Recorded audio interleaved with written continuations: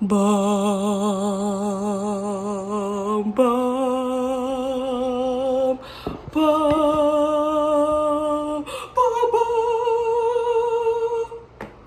Hi, my name is Les the Virgo One, and this is my channel, Apriota. Thank you for clicking on this video and supporting me and my page. If you haven't already, please go ahead and hit that subscribe and like button.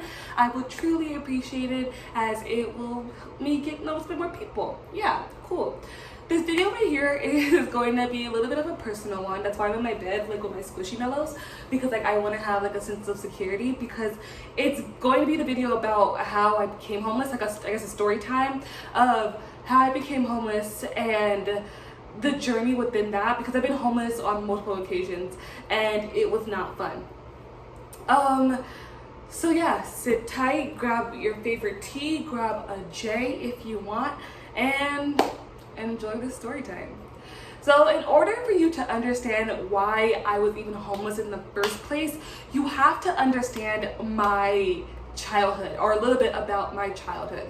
So if you don't already know, I am number 6 out of 7 girls. If you want a little more info about me and who I am, I just made a video before this and I have another video after this. So please go ahead and check all the videos. But like before I said, I am number 6 out of 7 girls, and my mom was a single mother. My dad really wasn't in my life. Like around 8, he left to get married to another woman. He's no longer with us anymore, but he lived with his life out with that woman. So he really, wasn't in my life. So it's really just my mom and my sisters. If I'm being very honest, I had a mix, because there's so many of us. Each and every one of us has our own like unique, like I guess not not quirky, but like complication. Let's be real. Like we all had our own like issue, but the majority really of it was we didn't know how to show love to each other. Like there was no way for us to like express love in a way that was digestible for everyone. Like it was only one way to show love. It was only one way to do this, and it was no leeway for that. So if you didn't fit within that category of what can be loved and what cannot be loved, then you were just thrown onto the wayside. And I feel like that's how my childhood was. I never fit in the mold that my sisters lived, or my sisters already had, or probably should. The mold my sisters already, the mold was already made. They're just filling it in. I never fit in that traditional mold. So yeah, like fitting, like they already are filling the molds that were predestined for them. And it's kind of tragic because my family is mainly made up of, like, we have men in the family, but the women definitely take the majority of it. And I feel like for my family, like grieving and actually feeling our feelings is so rare. Like I have a great aunt who, she had an amazing husband who took her kids in, who took her in, but built her a house. But because she never properly grieved his death when he did pass away, his soul rest in peace for real, she became kind of evil. And I'm not even trying to be funny, because like who's really gonna beat me up? Nobody. But like she was evil. Like one of my earliest childhood memories of her was, that girl, she's like, I don't get no sleep because of y'all not gonna get no sleep because of me, and she had the pants. Like she literally did that. We were asleep and we were getting ready to go to church because we were a religious household, which that also added to our weird way of showing affection, like but she literally like got pots and pants and went around the house banging them, because again, we had to live with her, because again my mom never really had the stability to like be on her own with all of her kids. And again, I'm not here knocking her down, because she did the best she could for what she had, but like my great aunt was insane, and she, like, would I say, she kind of had it out for sister number 4, but like she used to want us to get whoopings really bad. Like she would literally do anything for our mom to whoop us. And then when our mom would whoop us, she would literally like beat us because I get it, she's frustrated because she's on her butt and now she has to get on our butt. But it's like we were kids. Like, we didn't know what was going on. We were just trying to live our freaking life. But it's just that, like, to sum that up, my family doesn't know how to deal with their feelings. And another example is my grandma, my mom's mom. May her soul rest in peace, for real. When her mom passed away, so I guess my great grandma? Yes, my great grandma, when she passed away, she died of a broken heart. She stopped taking her meds. She stopped wanting to have the will to live. And she ended up passing away. But it's like she never learned how to process those feelings, how to grieve properly. And her eldest sister, which is my great aunt, the one who, pots and pans, she chose anger and the other one chose death.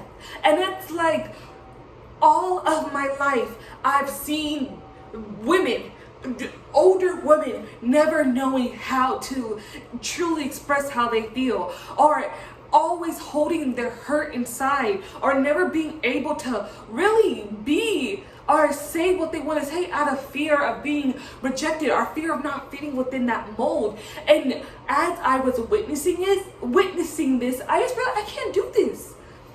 Everything that I saw growing up was like, this is not okay. This is not right. And I don't care what nobody say, I always felt like that. And that's why I never fit in the mold. So I kind of was thrown onto the wayside. And I seen BS happening in my life. And for the life of me, I could never understand, like, why is this happening? Like, why is this happening? So let's go to, that was more like my childhood. Let's go to like high school. So the summer leading into my sophomore year, my mom had lost the apartment, duplex, whatever you call it, that we were living in. So we moved in with sister number 4. Now my sister number 4 already had, at the time, I believe 3 kids. So it was her 3 kids, I believe her man, my mama and her raggedy ass man, me, my younger sibling, and then the sister number 5. So I'm all in a 2-bedroom apartment. No, I don't think my sister number 4 had a man. She didn't have a man. It was just her and her kids. But my mom was still with the man. Boo, we don't like him. But yeah. So going into that, we were already cramped up in that little apartment. That was 1. 2, I was in summer school because I just was not studious. I was not academically gifted, and I needed to get my grades up. But summer school was still summer school, but what happened during that summer was that you can't be tardy 3 or more times or you'll be kicked out of summer school. And because my mom worked overnights, she sometimes had a hard time getting me there on time. And also her bone kept stealing her car. But so she, I was tardy the 3rd time. They kicked me out. I vaguely remember her coming and actually, advocating, but it still was a no-go. So we are all stuck in this house. Like, I have no escape anymore. Like, the summer school is done because I wasn't there on time. And that household was just so toxic, and not toxic in the way that you would think. It's just that at the time my mother was so devoted to this man that she neglected her children. And I know, and again, if you watched the video before, you heard that I said that I was neglected, but this was real life neglect. She would not get something to eat. She would not, or if it was something to eat, it would be crumbs of what her and her man have eaten. And I just remember one day just being fed the F up. Mind you, I was 15. I had no more escape. So I was like, F it. I packed all my stuff. I didn't tell anyone. Mind you, my mama and that man were in the living room watching TV. My sister, I believe she was at work. Sister number 4 was at work. Her kids were at daycare. I don't know. The sister above me, I think she was with her friends or whatever. But either way, I just packed my stuff and I walked out. My mom asked, she's like, what you doing with laundry? I just kept going. And I walked all the way to the library, which was from where we lived in San Bernardino, was like relatively far. So I walked all the way there from the library. I had this Obama phone, and I was just like, yeah, this is it. Like, I'm never, ever returning back.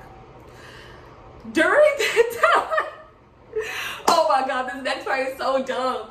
During that time, I guess when I was in the library, I was like texting, I don't know who I was trying to text. Oh no, I was texting my homegirl, because I was like already telling her that I was here with my mom, and she was like, if anything ever happens, you come and stay with me. So I thought I was texting my homegirl because I was in a heat of passion, but I ended up texting my mama, y'all. I texted my mama and I sent her that I was running away. Like, what? My heart like literally like dropped to my butt in that library. And so I was like, oh my God, I have to leave. Like, I have to leave this location right now. So I text my homegirl like, hey, I just did this super stupid. I told my mom, blah, blah, blah, blah. She's like, okay. Just go here, meet me at the bus stop. I'll get you at the bus stop. But it was a ways there and I had to walk there and I had no money. No money. So as I'm walking there, my mom trying to call me on this up on my phone. She texts me like, I'm gonna call the police on you. Like, girl, like, why are you trying to run away? All that stuff like that. I do again. I vaguely remember actually answering just one call and telling her like just going off. Like, I can't do this no more. And then I hung up on her and I finally made it to the bus stop where my homegirl was at. She was like, okay, let's go. Like, I mean, I thought I was home clean. I thought I was home clean, whatever the phrase is. I thought I made it.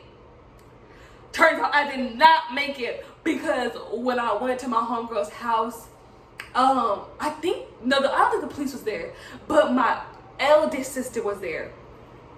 Let's take a moment of silence for what that, just take a moment of silence. My eldest sister was there, and she basically was like, I'm gonna come and get you. I'm gonna come and basically like, raise you. And that was the experience of me running away for the first time. It sounds so dumb, but trust me, it was a very traumatic day for me. So leave me alone. Leave me alone. But what that happened. So for the next couple years until I was 18, I've lived with my eldest sister. My eldest sister, moving in with her. Golly, I really don't even know where to begin, because throughout those years of living with her, I will have to say that unfortunately the bad outweighed the good, like 100%.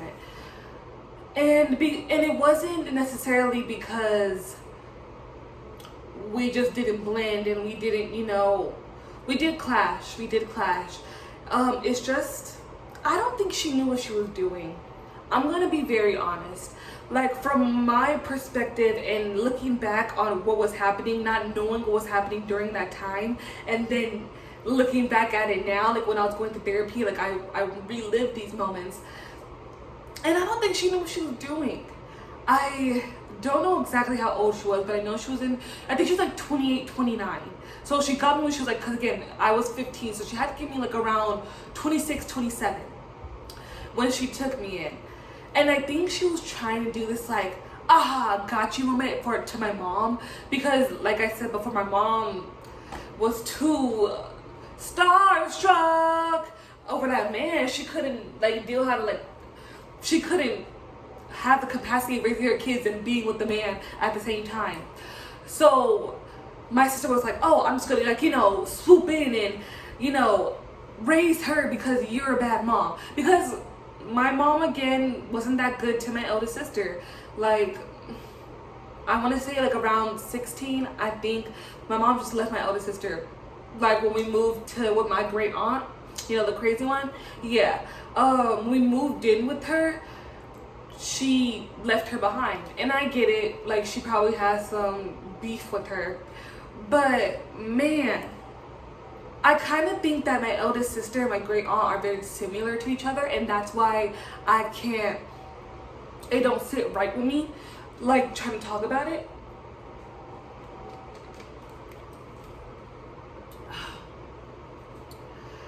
But at the same time, I see my sister in a little bit more of a compassionate light than I do my great aunt.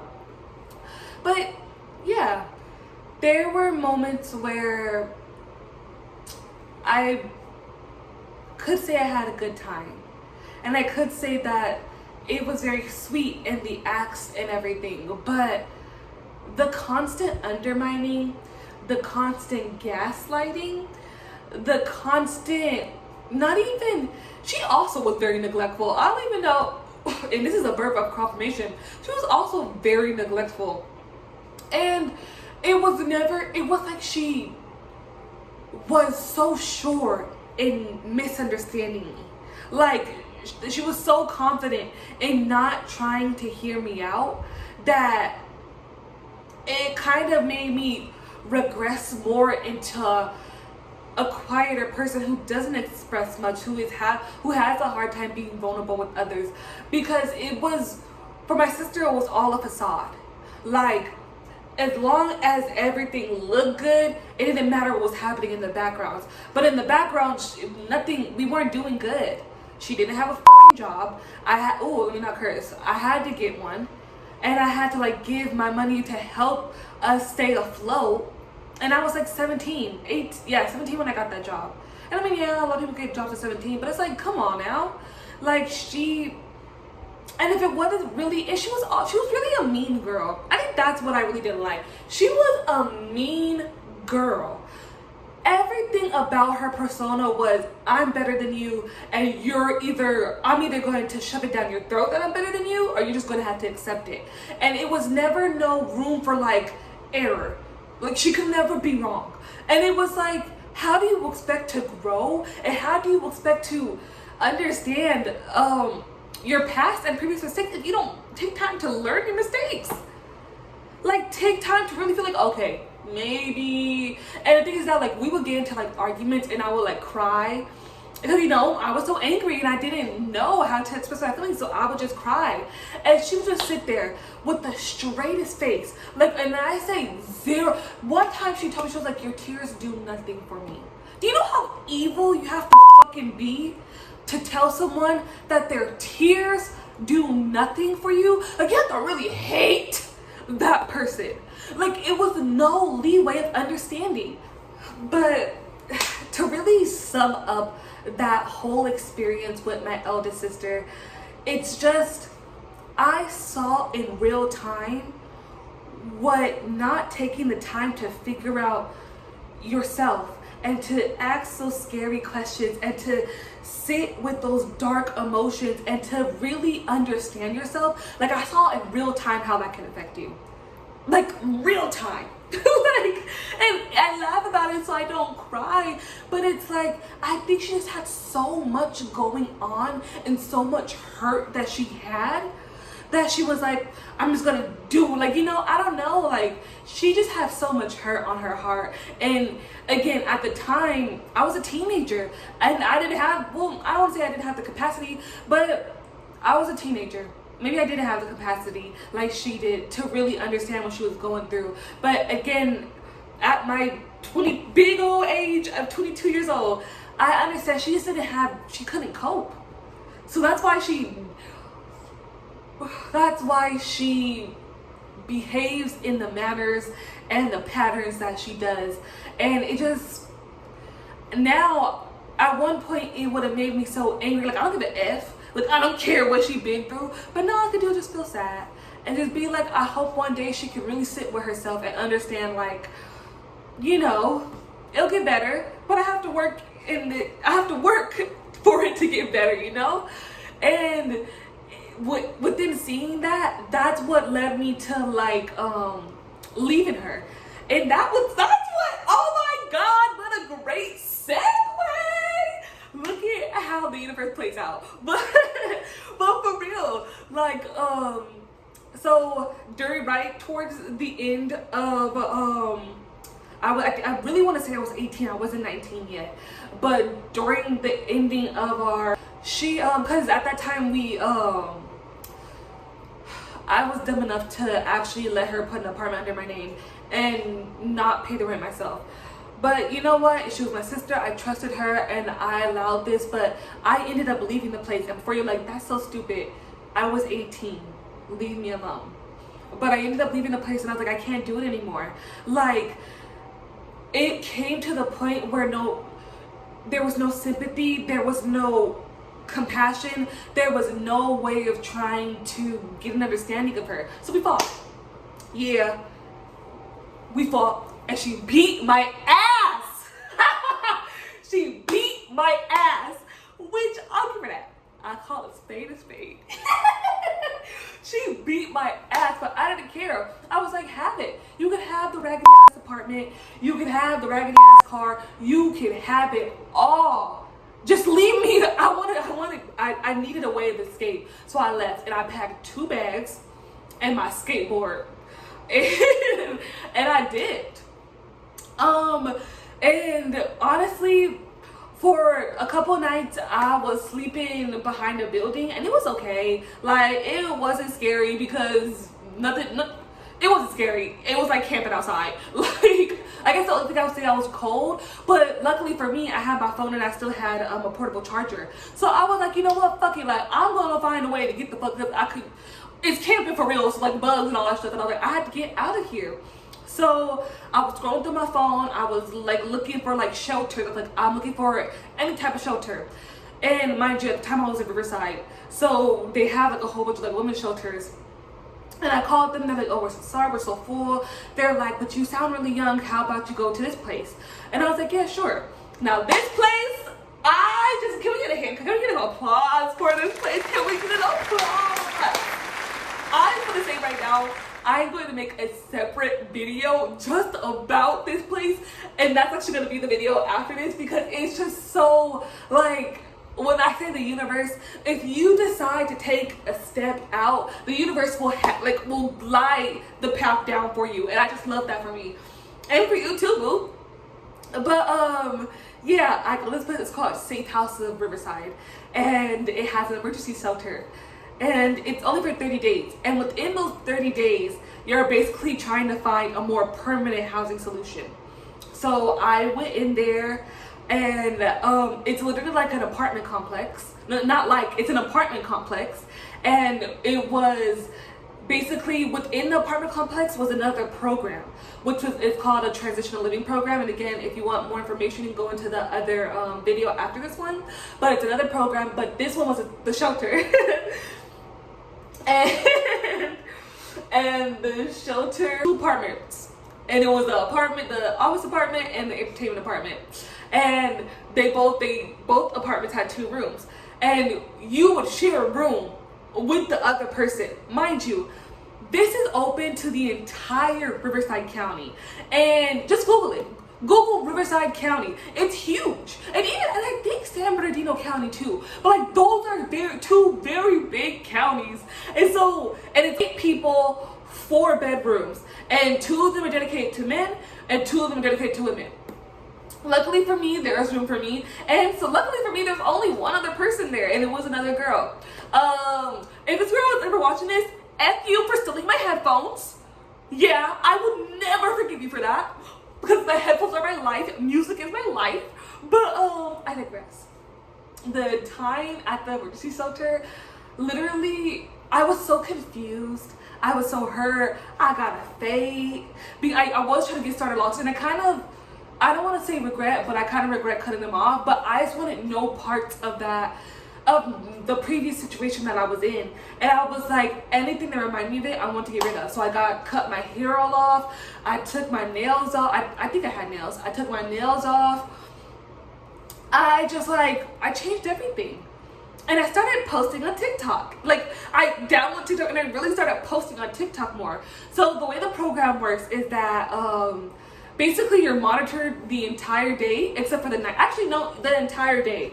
Because mind you, during my experience there, and that was the first time I saw someone get 5150, like, because these are people with actual mental issues. And this is kind of like how I got introduced into the homeless community and what actually goes on behind the scenes. Like, not just what people show you on TV and like fucking Hancock homeless. Like, these are people who are real life trying to get their life together, but it was that one paycheck, it was that one family member, it was that one mom. Like, okay, so like the girl that was with me, her mama, no, they were not cool. So she left, and you know what, I respect her, because her and her mama were cool, and she was like, there was no way out of it.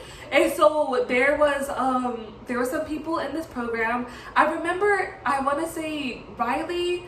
Oh my god, there's another girl that I think her name was Carmen, and then there's Jessica, I think, and then there was a black man, a very handsome black man. I think his name was Monty. But these were like, and there was more too. But these people basically were like volunteer to take care of us.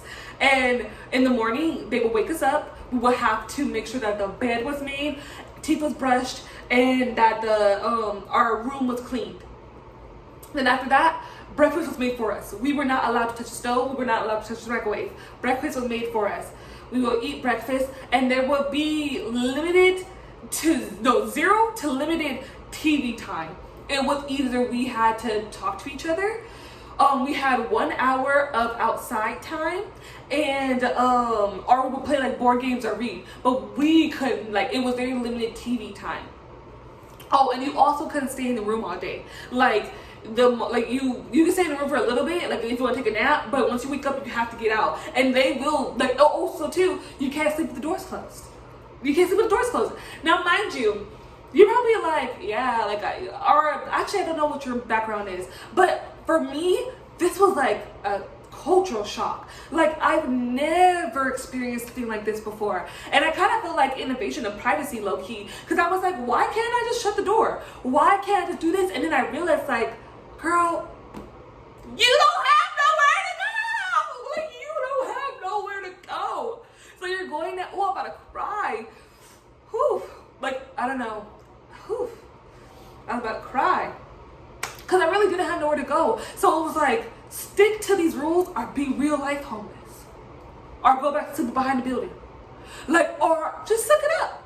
So yeah, so the program was, or really the shelter, because it was an emergency shelter, it was 30 days. You had 30 days, and within those 30 days, you had to figure out a more permanent housing solution. So I said, like, one was the office and one was like the entertainment area. So in the office, like, you would go with your case manager and you would basically go through all of your options. Do you have any family members? And in my case, I was like, no, I don't have anyone that I could really go to, because I didn't, that I can go to. And then they ask you, okay, you don't want to do that, here's the options we have. But all the options they had to go to like an interview process. Like, you can't just sign up and then like it's a waiting list and you get in. It's an interview, because these are all and like I mentioned before, transitional living programs. And if you want to get a little more information, again, I made another separate video about that. But yeah, it was like trying to get into these like programs. So I was only there for 2 weeks. And within those weeks, I had 2 programs that I was really like trying to figure out what I wanted.